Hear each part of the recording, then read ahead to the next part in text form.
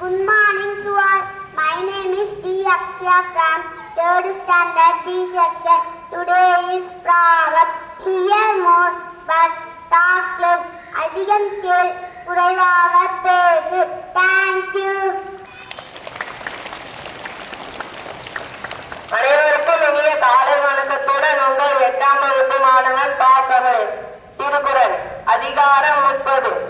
வாய்மை. குறள் எண் 291. வாய்மை எனப்படுவது யாதெனில் யாதொன்றும் தீமை இல்லாத சுழல். பொருள் யாருக்கும் தீங்கினை உண்டாக்காத சொற்களை பேசுவது வாய்மையாகும். நன்றி. Good morning everyone. I am G.J. Monik Bala from grade 8. Healthy eating habits. Eat a balanced diet with fruits, vegetables, grains and proteins. Drink plenty of water every day whenever possible.